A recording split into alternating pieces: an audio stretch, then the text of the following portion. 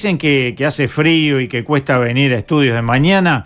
Estamos acá en estudios con Aníbal Pereira, que se vino desde Rocha hasta los estudios de M24. Muy buenos días, bienvenido. Muy buenos días, un gustazo, Álvaro, un saludo para ti y para toda la gente. Podemos complementar la información que nos proporcionaba Liber con respecto al tema que estábamos escuchando de Florencia Núñez, interpretado por Florencia Núñez. Interpretado, una preciosa interpretación de Florencia, que es un tema de Lucio Muniz. Es una de las canciones más representativas de Rocha, que ubica lo que es Rocha en un poema, una poesía hermosa, pero fue un olimareño el que la... Qué curioso, ¿no? El que la escribió, y las primeras versiones fueron musicalizadas y conocidas por todo el mundo por los Zucará. Los Zucará. Por Julio Víctor González y Humberto Piñeiro, y el Petiso Piñeiro. Florencia hace pocos años, 2 o 3 años, hizo esta versión que es hermosa. Precioso. Bueno, excelente entonces esta información. Los oyentes siempre aprecian mucho este tipo de cosas. Teníamos además la intervención allí del perro mordido, que va a estar luego en Nada que Perder, así que una mañana completísima esta, ¿eh? Pero Aníbal, yo decía, tú te venías desde Rocha, bueno, la audiencia recordará que tú fuiste intendente del departamento, previamente edil, el primer edil del Frente Amplio en Rocha. No, el primer edil era 609 en Rocha. El Frente Amplio en el año 71 ya había obtenido un edil. Y en los años posteriores a la recuperación de la democracia, en todos los periodos tuvo 1, 2 o 3 ediles. 4 ediles tuvo el Frente en el año 2000. Y después sí, ya pasó a tener 16 ediles en el primer periodo de gobierno Frente Amplista, después 19, después 16 y ahora tenemos 14. Ayer conversábamos con Ricardo Ehrlich a propósito de las elecciones internas, de la responsabilidad que le cabría en este trayecto que nos separa de aquí hasta octubre. Nos interesaba también, como responsable del área del interior, del Frente Amplio, que tú nos contaras, bueno, cuál es la evaluación que se hace de lo que fueron estas internas, cómo se comportó el interior en estas elecciones internas, o el Frente Amplio del interior en estas elecciones internas, y qué cabría esperar para octubre. Bien, en primera instancia es importante ubicar el contexto que nos planteamos para las internas. Asumida la nueva conducción del Frente con la presidencia de Fernando en el año 2022, hubo una planificación y una planificación con objetivos planteados, que nos planteamos metas organizativas y también otras que tenían que ver con seguir el proceso de autocrítica, porque ahí generamos un plan de movilización, que ese proceso y de recorridas por todo el país, que nos planteamos 3 giras y completamos al final 5 giras, donde todas tenían un objetivo común, que era el retomar con fuerza el diálogo, no solo con el Frente Amplismo en su conjunto, que en la autocrítica una de las cuestiones que más se planteaba era la pérdida la separación, ¿no?, de la construcción política con la sociedad en su conjunto y con el Frente Amplismo en sí mismo. Y bueno, y esa instancia de escucha y de diálogo fue nuevamente retomando el día a día, porque en el interior el conjunto de la ciudadanía, hay una síntesis muy clara que te dice que las políticas que el Frente Amplio desarrolló el gobierno impactaron favorablemente, pero te recalcaban como la pérdida del contacto.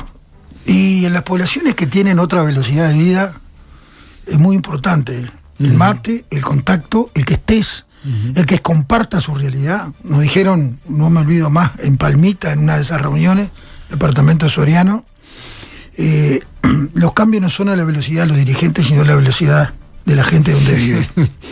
Toda una enseñanza. Toda una enseñanza y todo algo que en toda esta etapa, y nos dijo hace pocos días gente que no es del Frente Amplio, yo les hice el seguimiento, porque habíamos estado reunidos con ellos en un departamento X, Y bueno, y efectivamente lo que fueron escuchando lo fueron incorporando a su accionar, y eso tiene mucho valor, porque tiene que ver con el aprendizaje cotidiano. Entonces, nos planteamos una meta organizativa, llegar a 500 comités de base, movilizar el Frente Amplio nuevamente en todos los sentidos, y bueno, las metas que nos planteamos para las internas, en términos de intención de llegar a X cantidad de votantes, bueno, fue cumplida, fue superada. Algo que a previo se podía ver como algo muy difícil de obtener, y en todos los departamentos, en los departamentos que hubo menor crecimiento, comparando las internas anteriores con esta, fue de 20%. Hay departamentos que crecieron el 80%. Rochas fue uno de ellos. Ah, sí. Y anoche tuvimos la primera reunión de la Comisión de Interior, porque obviamente durante la campaña electoral la prioridad era el trabajo en cada uno de los territorios. Ayer comenzamos a tener las primeras instancias de evaluación, que participó también Fernando Pereira como presidente de la fuerza política, para hacia octubre nuevamente con estas realidades, porque se trata de estar arriba de la permanente, evaluando lo que te estás planteando, ¿no? Y bueno, y hay algo que me parece importante en una interpretación personal, pero la he compartido con algunos compañeros. Obviamente que si tú ves los números fríos de las elecciones internas, el porcentaje de Canelones y Montevideo en la globalidad de votos que obtuvo el Frente Amplio es un porcentaje muy alto, ¿no? Anda, creo que en el 70% del total de los votos. Pero si tú ves el crecimiento del interior, y si empiezas a ver, que es lo que estamos comparando ahora, el crecimiento de poblaciones pequeñas, ahí hay un voto que, más allá en cantidad, es un voto muy significativo, porque hay que entender la realidad de esos pueblos. Porque en muchos de esos lugares se incorporó el miedo a la pérdida de trabajo. Hay cada vez más gente que no se quiere identificar, que no quiere parecer una foto, que entregarle una lista era como un acto clandestino. Eso yo lo pude vivir, porque si se enteraban podía perder el trabajo, podía tener algún tipo. Eso en estos 5 años tuvo un recrudecimiento fuerte. Yo el otro día escuchaba una entrevista que le hicieron a Javier Máximo Boni, relator de fútbol muy conocido, que decía esto con otras palabras, y yo ya lo venía diciendo en Rocha porque efectivamente era lo que estaba pasando. Entonces, acá yo creo que una de las cuestiones que fundamentalmente el Partido Nacional está valorando, y tú ves reacciones, es que no se esperaban el voto silencioso que hubo. Hubo un voto silencioso en el interior del interior que no se lo esperaban, porque también esta campaña tuvo una característica de avasallamiento en la cantidad de recursos y publicidad inédita. Nosotros no recordamos campañas con tantos recursos, y hay agrupaciones en Rocha, por ejemplo, que invirtieron decenas de miles de dólares y tuvieron 300 votos. El voto le salió un dineral. Entonces, y ahí, cuando tú empiezas a mirar el escrutinio, dices, pero en tal pueblo hubo 60 votos. Pero que el Frente haya ganado en Algorta, que es un pueblito, ¿no? Muy vinculado a la rural. Ganó el Frente en Algorta. En Sarandí, en Navarro, en Río Negro, el Frente Amplio perdió por 5 votos. Son pueblitos perdidos que para llegar tienes que llegar con mucha dificultad. En Greco también una votación histórica. Bueno, Río Negro ganó el Frente Amplio en la interna. Claro. Quiere decir que tú miras los votos, 40 votos no mueve la aguja, pero ¿cómo que no va a mover la aguja si en esos lugares nunca había ganado el Frente? Y entonces ahí está todo eso que se recogió en esa recorrida, el entender esa realidad de, Algorta, fuimos como Comisión del Interior, tuvimos todas jornadas ahí armando, trabajando sobre las problemáticas del pueblo. Eso también incentiva a los militantes. Por eso es importantísimo que si el Frente, que todo indica la posibilidad cierta de ganar el gobierno, ese accionar de presencia en el territorio tiene que fortalecerse como fuerza política y como gobierno. Ahora, supongo que esto es un desafío, ¿no? Porque ese trabajo que se inició no se puede abandonar ahora. Y eso implica, además, supongo, capaz que estoy equivocado, pero que en el caso de que el Frente Amplio vuelva a tomar el gobierno, gobierne en consecuencia de eso que ha ido capitalizando en este tiempo. Y acá hay una enseñanza en todo este proceso que entendemos que se tiene que seguir fortaleciendo, no se puede perder. Es el día a día. El plantearte un plan y seguirlo, corrigiéndolo, con humildad, entendiendo, ¿no? Y sin duda que la fuerza política se tiene que seguir fortaleciendo, porque si se debilita el Frente Amplio, por más que ganes el gobierno, vas de vuelta a tener esa separación con las realidades. El gobierno tiene que tener una fuerte presencia de ese día a día, que tienes que entenderlo, porque son velocidades diferentes, porque son... una de las cosas que impactó mucho en el interior más perdido, que un montevideano nunca lo va a capaz que entender con el impacto que tiene para la gente que vive ahí, porque tienes que vivirlo para efectivamente entenderlo, que fue cuando se realizó, cuando se hizo todo el proceso de la inclusión financiera, que fue un proceso, que hoy el actual gobierno, con todo lo que dijo, lo mantiene. Obvio. Claro. Hoy estamos viendo una cantidad de cosas que se dijeron del otro lado del mostrador, que hoy no solo que no lo cambiaron, y cuando lo cambiaron lo hicieron para peor, pero en esos pueblos chicos, cuando te planteaba esto de la velocidad, fue a raíz de la discusión del tema de los cajeros automáticos. Que muchos de esos pueblos, había pueblos que para lo que te mejoraba en cuanto a la transparencia para el cobro de salario, etcétera, etcétera, después se te complejizaba porque para ir a cobrar tenías que hacer 30 kilómetros, claro, 70 kilómetros, y ahí está el tema de las velocidades, de los cambios. Claro, claro. ¿No? Y son aprendizajes que tienes que...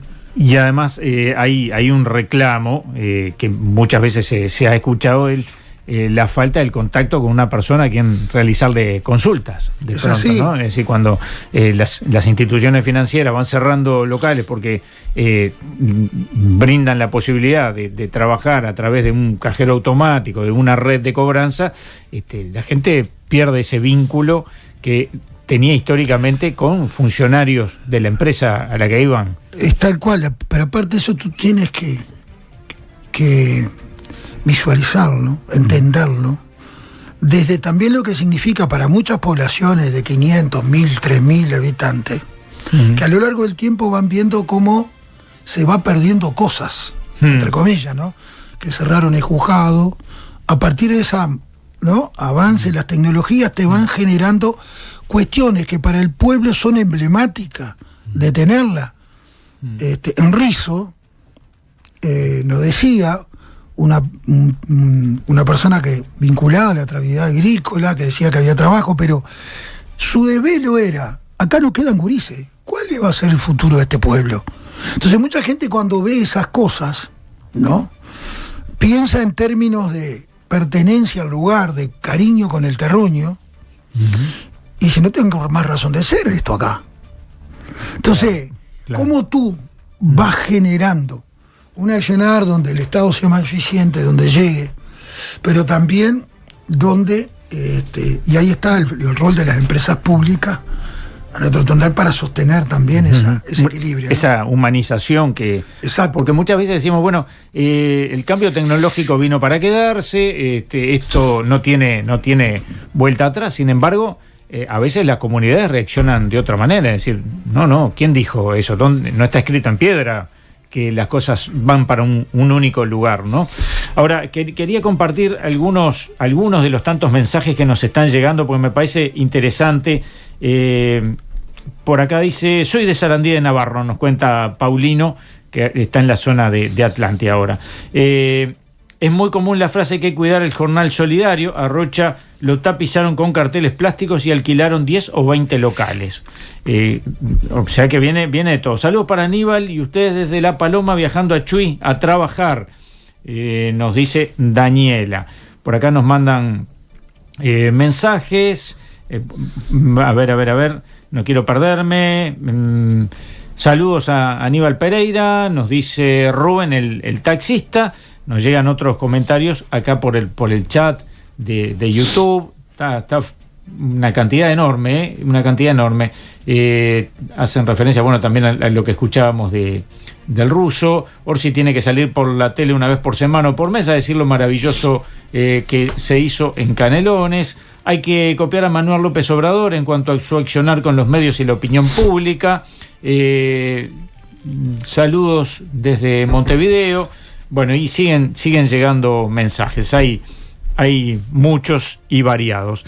Decía, es necesario entonces entender estas realidades para actuar en consecuencia. En esas recorridas, ¿cuántas se hicieron? Miles, supongo, por distintas localidades, todo el territorio, capaz que ni siquiera hay un número. Se visitaron 303 localidades y unas 2.500 reuniones creo que fueron. Ahora tendría que repasar el informe porque todo eso quedó registrado. Todo quedó registrado. ¿Y cuáles son, si hubiera que sintetizar en un número, los principales reclamos de la gente? Porque, claro, seguimos teniendo una mirada macrocefálica, vemos todo mucho desde el área metropolitana, pero, como tú decías, el interior del interior, ¿qué necesidades tiene? Tampoco serán las mismas en las distintas localidades. Según el territorio, según el lugar, es el énfasis de las problemáticas, ¿no? Claro. Porque el lugar, o sea, por eso el tema de tú tener una mirada global. Y ahí está la potencia que tiene el programa de gobierno, y ahí va a tener la potencia del plan de gobierno, porque está parada en esas realidades. No es una interpretación ni una elaboración de laboratorio. Aparte de la discusión que siempre los frente amplistas generamos en las propuestas, en la definición de los programas de miles de frente amplistas, en este caso tiene a su vez, ¿no?, el otro sostén, que es este proceso de más de 2 años, de diálogo con los frente amplistas, entre los frente amplistas, pero con la sociedad en su conjunto. El programa hay miradas de aportes de sociedades organizadas que son un sostén fundamental en los barrios de Montevideo, Canelones, los pueblos, pero en todo el territorio nacional. Asociaciones civiles, organizaciones sociales, comisiones de fomento, asociaciones rurales, centros comerciales, organizaciones de trabajadores. Y el programa tiene ese énfasis el énfasis de esa mirada.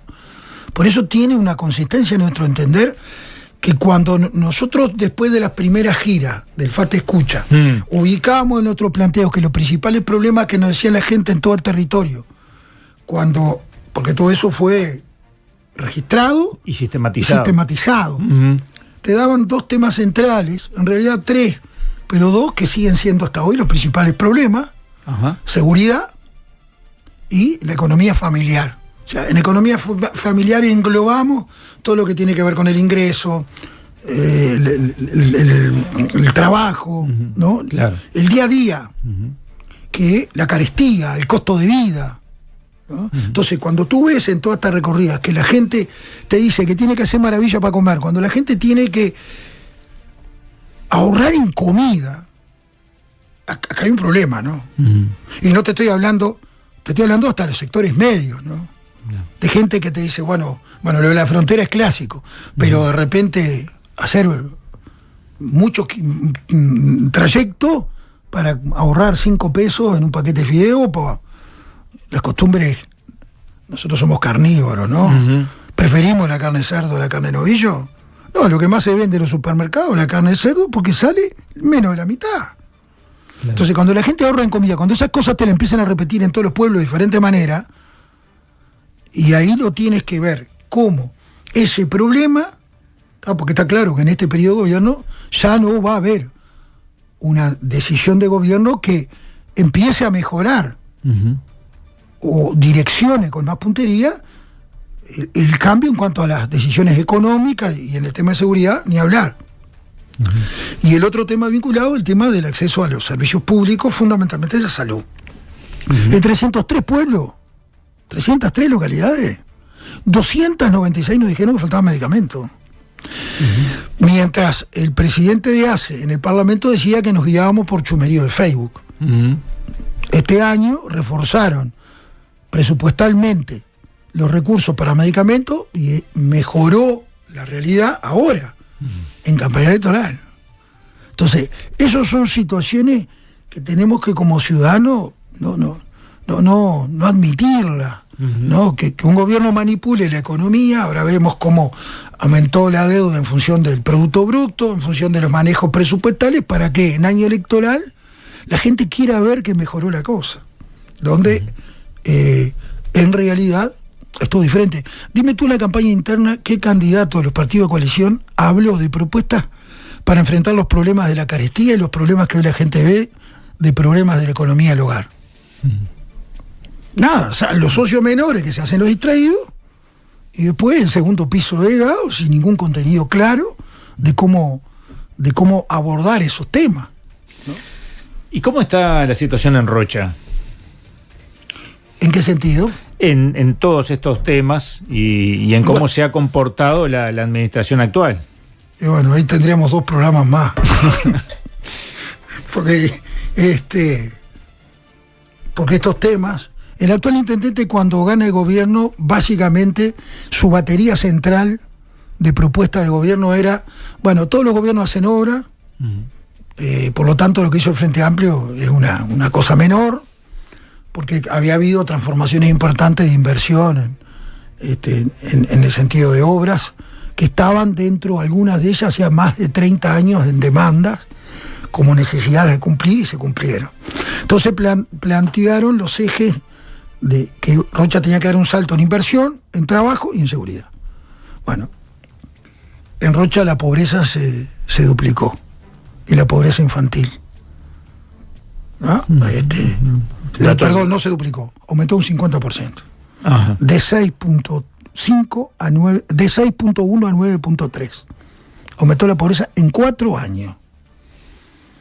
El desempleo llegó a 12 dígitos, donde los 16 años de gobierno Frente Amplio el promedio fue de 8.8.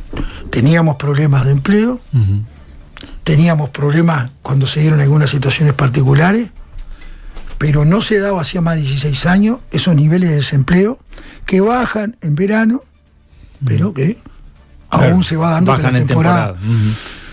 Entonces tenemos, desde el punto de vista económico, una situación más compleja en el departamento y un gobierno que sigue teniendo la línea del gobierno nacional, que hacen un muy buen relato que parece que vieran el país de Alicia de la Maravilla, pero esos temas en los cuales dijeron que iban a tener la verdadera transformación, estamos igual o peor. En algunos casos peor o mucho peor. Si aumenta la pobreza en esos niveles, realmente es dramático. ¿Y cuál es la respuesta del gobierno? Ignorar esos hechos. Y cuando hemos planteado acciones de diálogo, de búsqueda, el intendente, su acción permanente es querer golpear y dividir el Frente Amplio. Ha sido una línea durante... Entonces dice, bueno, no se pudo hacer más cosas porque el Frente Amplio no votó el fideicomiso, donde en realidad lo que no hubo fue por parte del intendente una intención de diálogo para llegar a un acuerdo para un fideicomiso que efectivamente lo acompañáramos todos, ¿no? Eso, digamos, en términos globales la situación. En términos de la interna, el Frente Amplio tuvo un crecimiento histórico, 80%. Pasó de 4.000 y pocos votos a 7.000 y pico, votando con crecimiento en todas las localidades del departamento, algunas de manera excepcional, parecido a esto que yo te contaba de Río Negro. En todas las internas que han habido desde el año 99 a la fecha, el Frente Amplio nunca ganó la interna en Rocha, pero la diferencia del Partido Nacional siempre fueron de 3.000 votos o más en cada elección. En esta fue de 1.600. Se redujo. Sostenidamente importante. Entonces esto quiere decir que bueno, que el Frente está bien posicionado no solo en Rocha, en todo el país, que no nos podemos marear con los aplausos. Esto es parte de un objetivo. Hay que seguir en este camino de responsabilidad, de compromiso cotidiano, de humildad y de trabajo permanente, de escucha con el ciudadano. Y hay un fenómeno que, así como yo, se percibía ese voto silencioso, que efectivamente es lo que más golpeó a la dirigencia del Partido Nacional. Estoy convencido de eso. Porque toda la logística, ahí un oyente te decía, en Rocha alquilaron 20 locales. Los 20 locales una sola agrupación, que tuvo 700 votos, 14 locales. Te digo en dónde están, claro. ¿No? 700 votos. Una inversión enorme. Sí, no baja de $15.000 al mes. Claro. Entonces... ¿Y es posible pensar en que el Frente Amplio retome la intendencia de Rocha? Y la segunda pregunta, ¿sería Aníbal Pereira uno de los candidatos? Mira, es altamente posible, depende de nosotros. ¿Cuál de las dos preguntas? Que vamos a hacer gobierno Rocha. Ajá. ¿Y que Aníbal Pereira sea candidato? Va a ser uno de los candidatos. Va a ser uno de los candidatos. Eso ya está... Va a ser uno de los candidatos porque ya hay propuestas para que el plenario departamental que determine ya hay propuestas de sectores que nos proponen, como también hay propuestas de la compañera Flavia Coelho, que fue quien queda de intendenta cuando nosotros renunciamos para ir a la reelección. Y esas dos precandidaturas están fuertemente instaladas. De hecho, fueron en las elecciones las listas más votadas. Hubo otra lista con una muy buena votación también, ¿no? Entonces no se puede descartar. El Frente verá, como siempre, con la construcción de generosidad, cómo llegamos.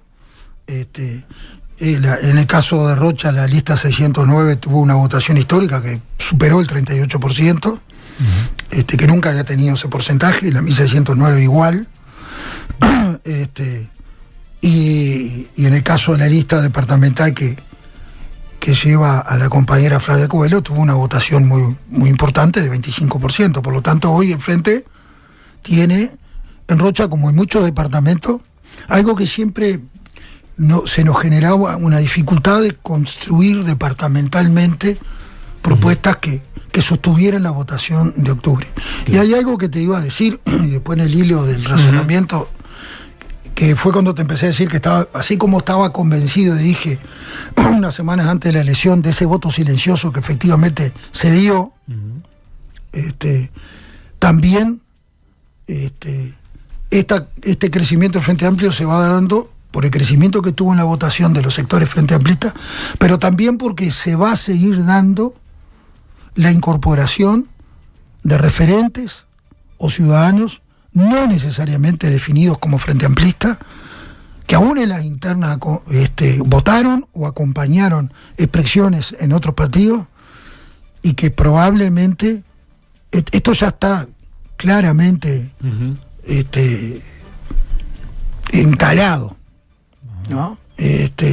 Entonces, como te decía, creo que este trabajo de entender la realidad, de ese plan de trabajo, no podemos quedarnos con que las libretitas se nos queden viejas, todos los días repasando que lo que estamos haciendo, no marearnos con los aplausos, aprender todos los días con la gente, porque el aprendizaje, ese para nosotros fue uno de los elementos dinamizadores de cambio. El Frente nunca había tenido tantos votos en interna como ahora. Claro. Pero repito, no nos mareemos con los aplausos, sigamos trabajando, porque a veces cuando pasan estas cosas la soberbia empieza a ganar lugar, ¿no? Hay que combatirla y seguir paso a paso, porque hay un objetivo supremo, ¿no? Que es esas cosas en las cuales te mueven, por la cual militas. Tratar de tener una sociedad mejor, tratar que la herramienta política que tú perteneces, que para nosotros la herramienta de transformación es el Frente Amplio, efectivamente esté al servicio de esa transformación. Aníbal Pereira, muchísimas gracias por haberse tomado la molestia de venir. Hacía tiempo que no venía a Montevideo. Hacía tiempo. Me había olvidado. Y acá estudios también. Acá estudios sí, las últimas veces eran por vía telefónica, digital, sí, con estos mecanismos nuevos que tenemos. Claro. Pero como pasa en el interior del interior, el contacto humano sigue siendo preferible. Pero eso no hay vuelta. Por más que tengamos, y no se puede renegar a la nueva forma de comunicación, toda herramienta hay que cuidarla porque tiene un uso, no desvirtuar el uso de esa herramienta. Yo nunca me olvidé una cosa que mi abuelo de chico me decía: mi hijo, tú con una azada, una pala, puedes plantar, tener alimento, pero también puedes matar a alguien. Depende del uso que tú le des. Y bueno, hoy tenemos herramientas formidables de comunicación, que a veces las utilizamos de manera espantosa, cuando tú quieres tergiversar, ¿no? Todo el instalar mentiras. Pero eso, pero el contacto sigue siendo válido. El poder, aparte de eso, lo que te va dando un aprendizaje brutal. Yo siempre lo digo, en las barriadas que hacemos. En la última semana en Rocha caminé 60 kilómetros. Porque con las nuevas tecnologías tengo el aparatito, lo mide, ¿no? No solo en la ciudad, en los pueblos que hicimos barriadas, ¿no? Claro. La última semana, no conté para atrás. Claro.